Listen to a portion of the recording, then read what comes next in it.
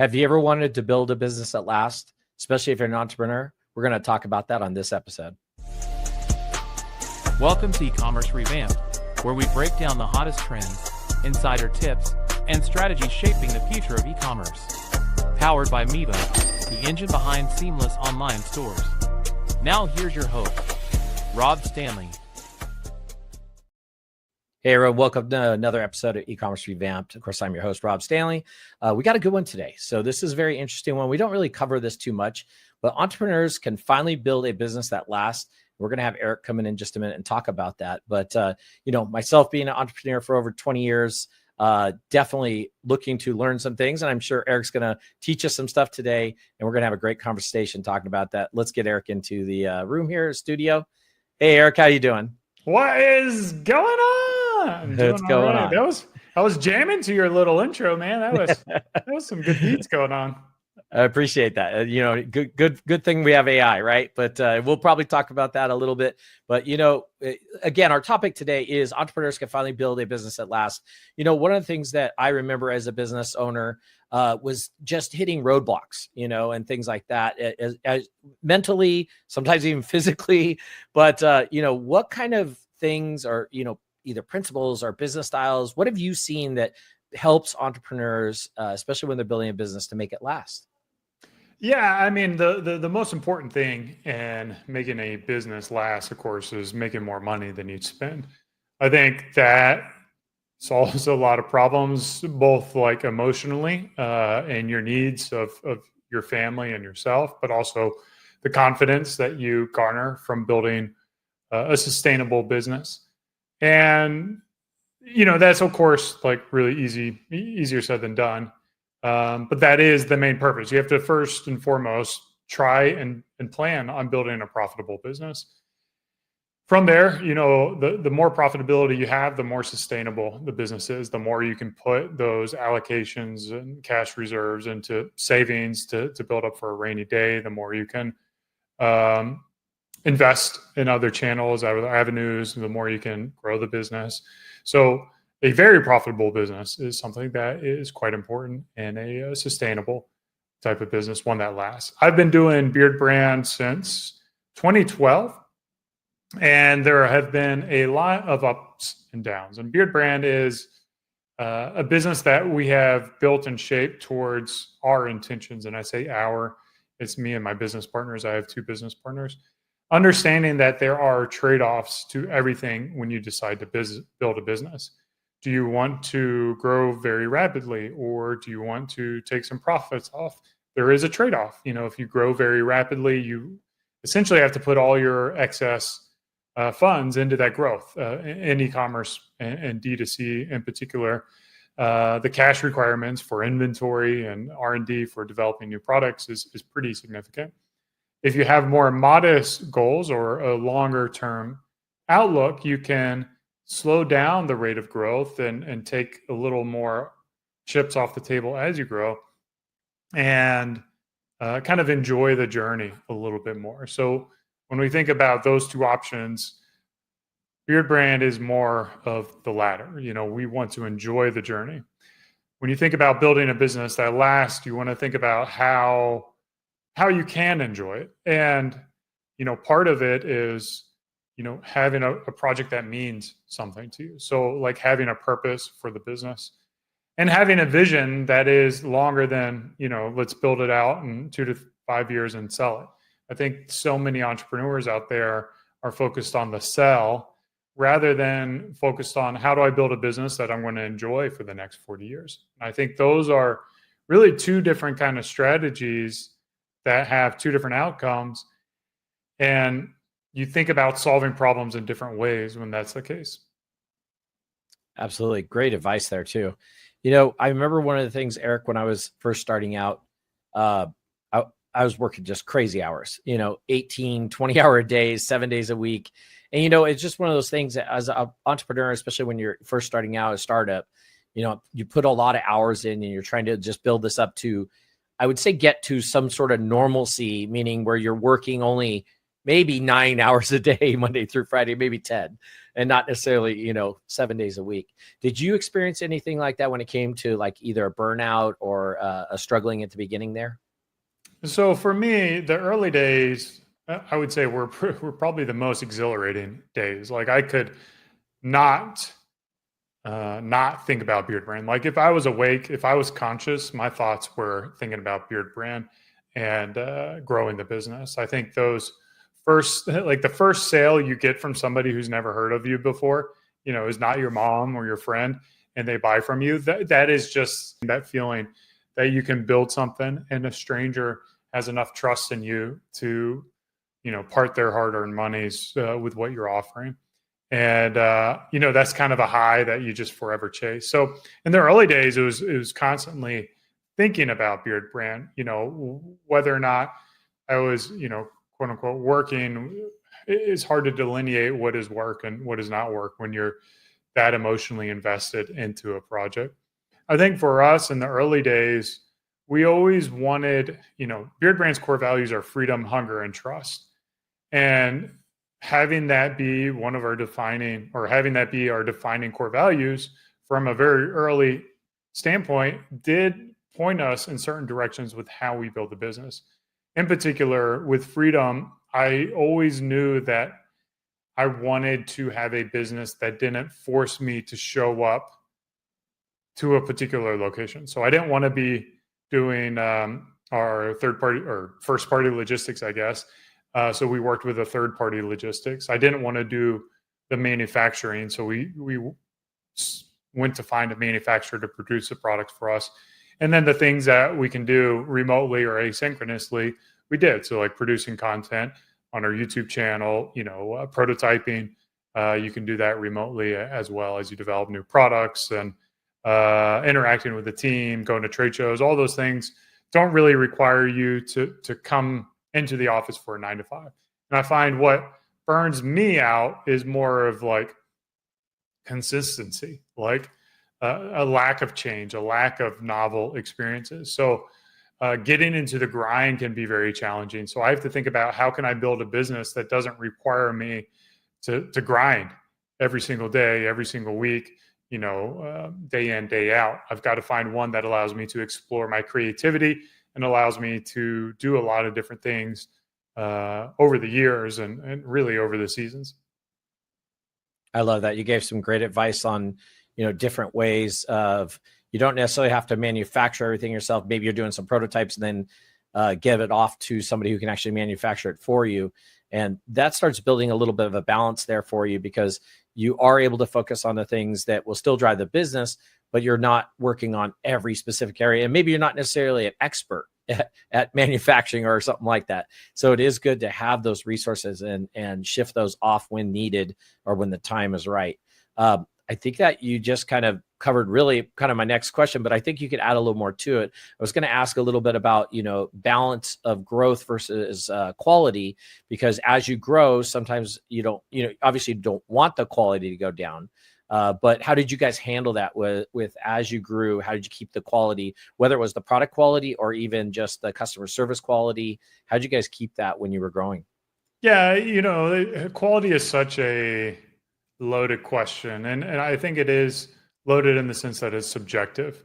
So what is perceived as quality can be different to different people. Some people perceive really fast shipping times to be something of high quality. Some it's just down to the craftsmanship of the product. Some it's, the customer service experience, and how you're able to interact with the company. Some it's the content that you produce and the photographs that you take. So, for us, it's kind of like really going back to our core values, freedom, hunger, and trust. And you'll kind of see that's a theme.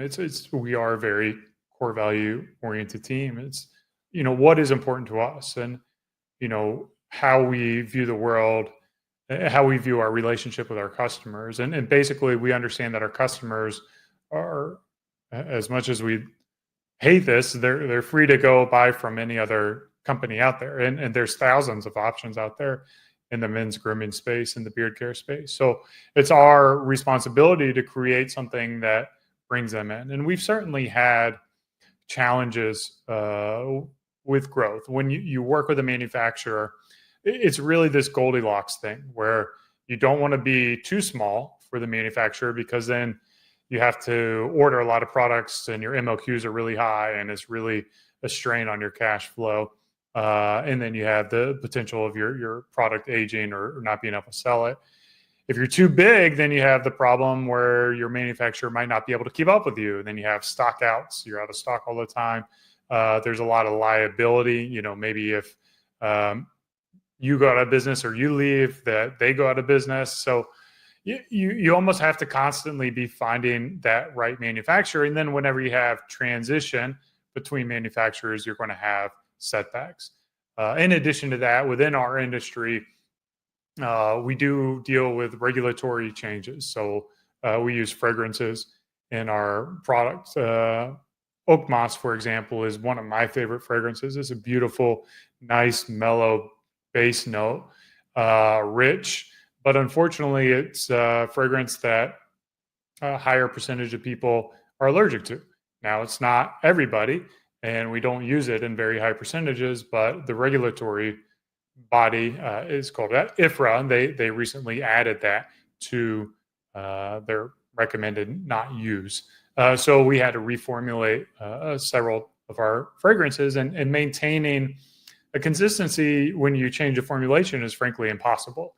So being able to craft a story and a reason or share transparently the changes that we're making are an important part of how we deal with the business. So authenticity for us and transparency for us is, a quote unquote sign of quality for us, being able to be real, to be true, to be authentic, and develop that trust, which is a core value with our customers. So that's kind of how we think about things. And then in business, it's a nonstop game of solving problems, and the problems are always changing. And I think it's almost like a whack-a-mole between, we have marketing problems and growth problems. We're not growing fast enough, to, whoa, we're growing really fast. Now we have operational problems and we can't keep up. We can't keep the quality. So we have to fix those. And then we fix those, and then we're ready for growth again. So it's kind of, this teeter-totter, or what they're called? Yeah, seesaw of ops and marketing as you grow, or unfortunately for us, as you constrain the business as well. You have to do the same thing. Yeah, you always need that balance. And I love how you brought up, obviously with you guys putting out a product that people are putting on their either skin or their beard or close to the skin, there is regulations, and people need to be aware of those and those changes because it can affect it. You end up accidentally ordering a bunch of I think you said it was oak something fragrance, and you weren't aware of the change. Now you're not going to be able to sell it. So you got to definitely keep an eye on what's going on in the industry and what's going on with regulations around that industry. We're going to take a short break. When we come back, though, I want to talk to Eric a bit about slowing down. When things slow down, everybody has a product and they're usually have a really peak season, which is usually Q4, but there is sometimes a slowdown. And let's talk about what Eric does or what his company's done when things slow down right after this commercial break. Looking to take your e-commerce business to the next level? Meet Miva, the platform powering seamless online stores with the flexibility you need to grow. From custom solutions to user-friendly tools, Miva helps you create unforgettable shopping experiences. Ready to transform your business? Visit miva.com/podcast and see what's possible. So head on over to miva.com/podcast. We got lots of great resources over there. I've got Eric on for Beardbrand, and we're talking today about entrepreneurs can finally build a business that lasts. And right before the break, I was asking a little bit about most brands are not going bonkers year round. They have highs and they have lows. I saw those. I think I remember June, July, August was our low, and then it went back up, and it ran that wave all the way back to June, July again.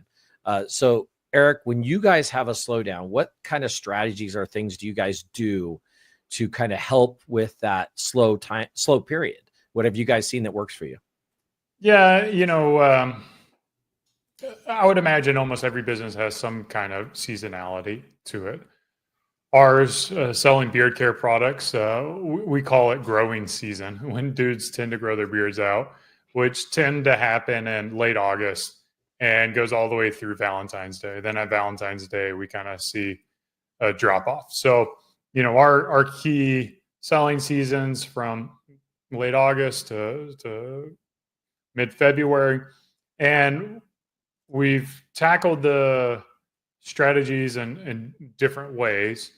One is, just partly like enjoying the slower pace of the off season. But the off season also includes a little bit of stress as we ramp up and get ready for the busy season. So, planning and getting inventory and getting those orders in so that we're fully stocked is kind of the work and the energy and the effort that we're doing in our summer months, late spring months.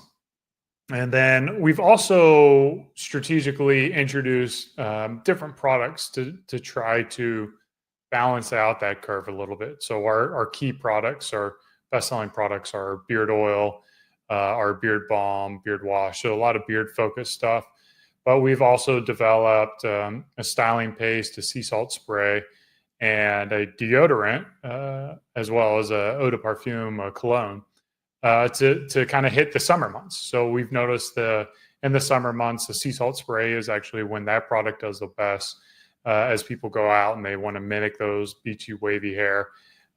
So having a more balanced product offering is one of the ways to kind of deal with it. But when you kind of understand and know what the cycles of your business are, you can intentionally try to scale up or scale down the business. For instance, if you're H&R Block and you've got, accounting services, like, you don't want to have a fully staffed team 24/7 because people do their taxes. And then once the taxes are done, there's no work for them, or very little work, depending on who their customer base is in between. So, like, if there are various aspects of your business where you want to scale up customer service, bring on some temporary employees that are only working for a season, that can be a way that you can bring efficiencies into your business.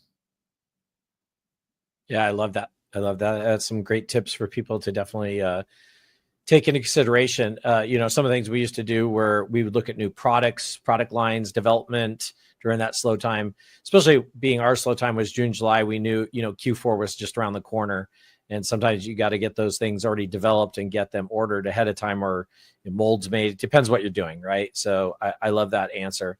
Now, I think I saw, Eric, and correct me if I'm wrong, but I think I saw you guys have kind of built up a community around your brand.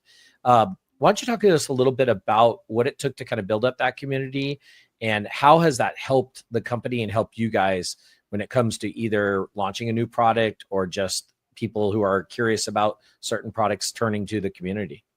Yeah, so we launched Beardbrand back in 2012 with a Tumblr page, a blog, and a YouTube channel called Beardbrand. And over the years, we've focused a lot on producing content. And part of the way you produce content is by interacting with the people who are engaging with your content. So in the comments. So we've been able to build, really kind of a one-to-one relationship with a lot of, with a number of our customers over the years, as we see them comment regularly.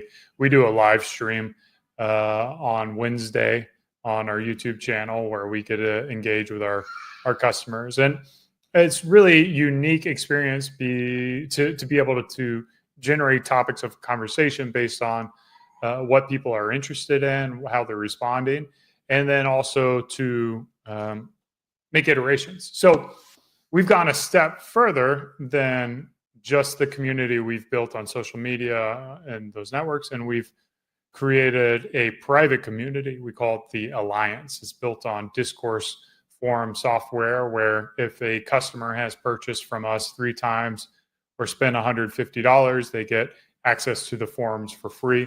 If they don't want to do that, or if they just want to join the forums, they can just pay that and get access. I think it's like a one-time fee of $90. So we intentionally try to make it private and exclusive, not a public customer. I think there's a lot of brands that will do kind of like public communities, or everybody gets in communities. They don't have to be customers. And I think the quality of conversation tends to go down as you let more of the general public in. So ours is private.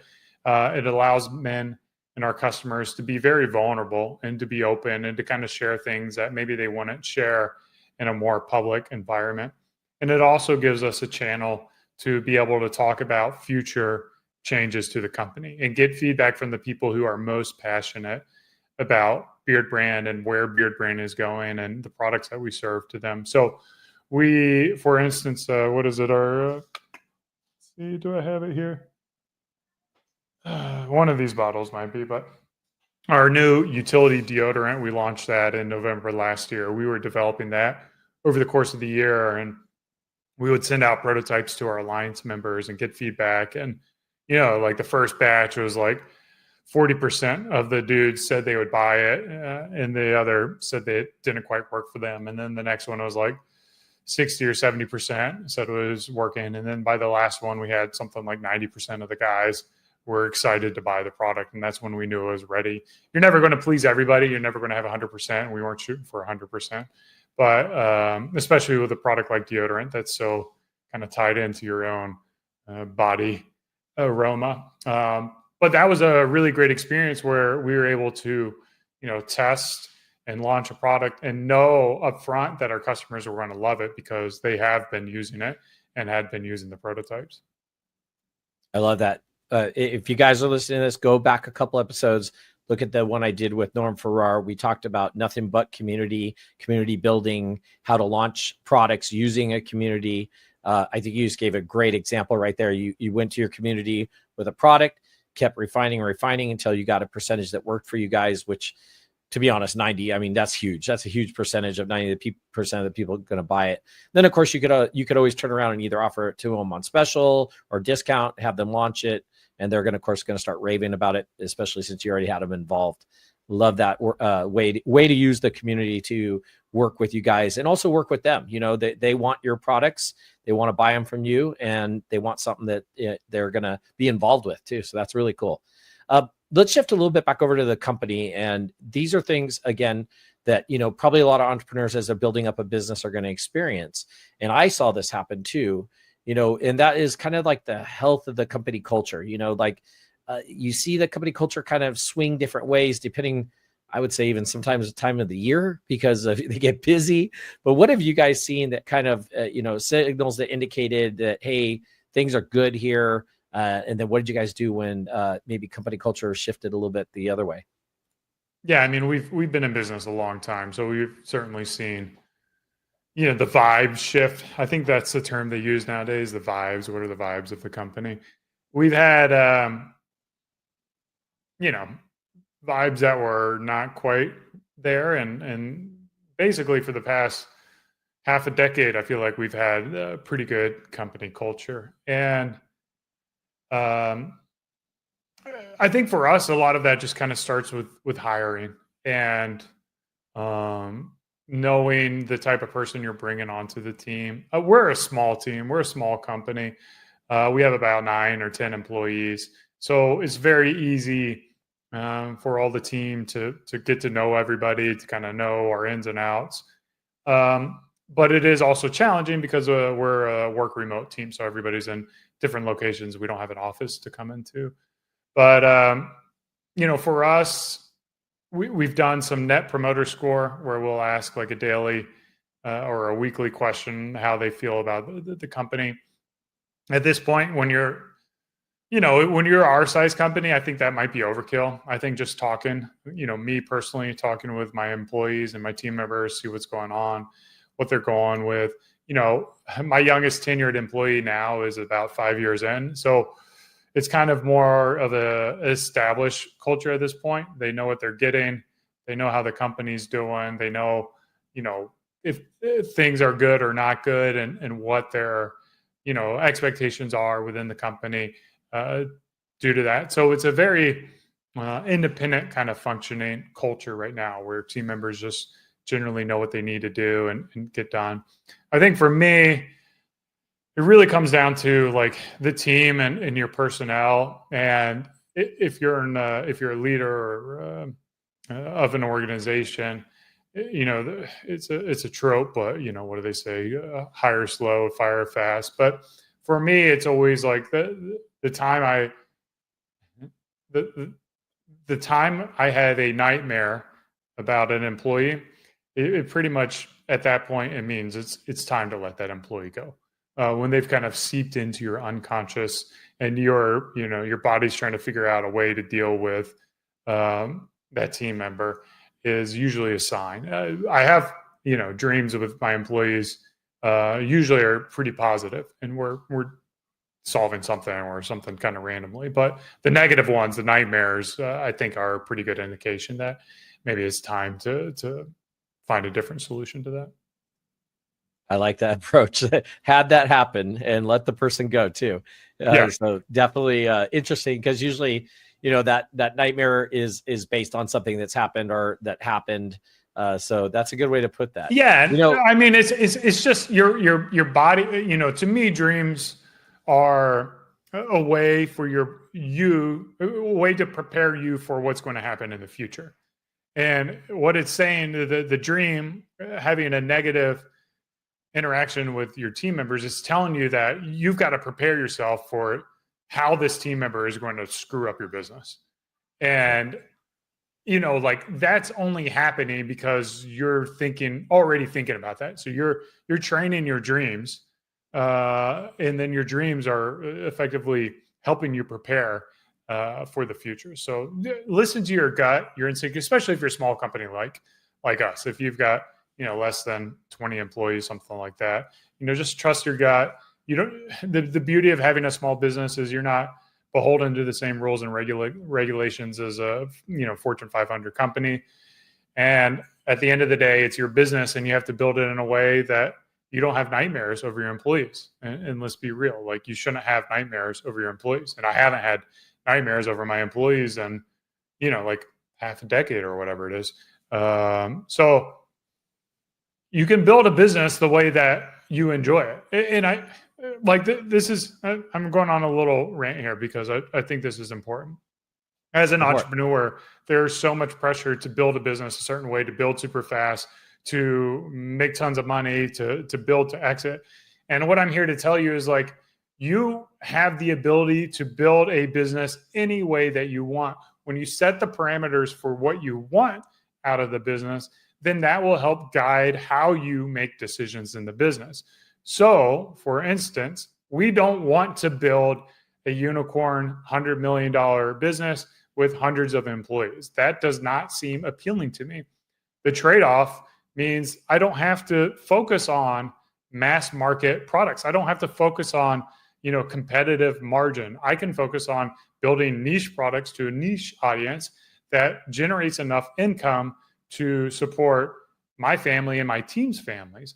And I can keep it pretty small. And yes, that means a trade-off. I'm not going to have, fancier cars or fancier houses, but it doesn't take a lot to have a really nice lifestyle with a very small business. Like, you only need to make a $1 million, a couple $1 million with however you have it set. But you have to, knowing that, you have to say no to a lot of things. So it's like, okay, I need my products to have, this type of margin to be able to handle the way I want to run my business.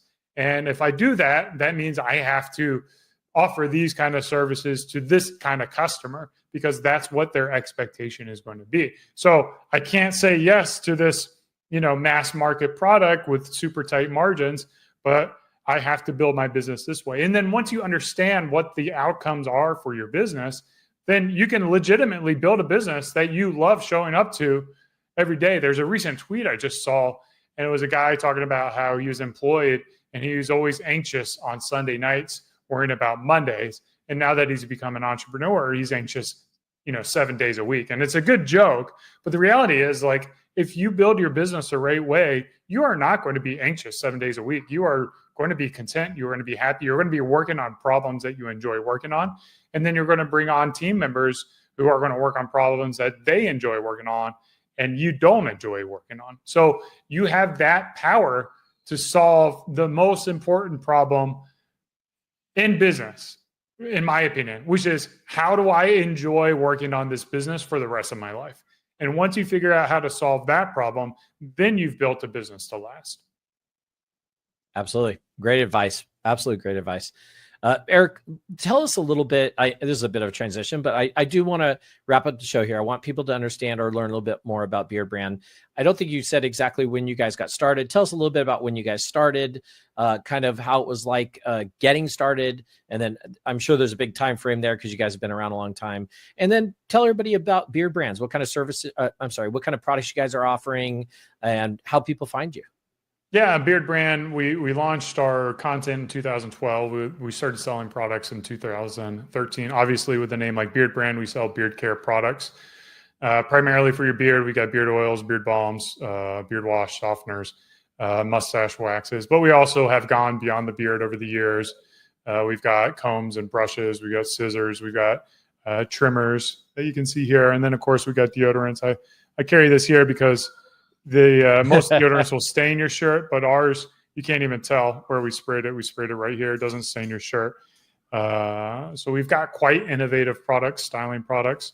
Over at beardbrand.com is where we primarily sell our products, but we have a little bit available on Amazon as well.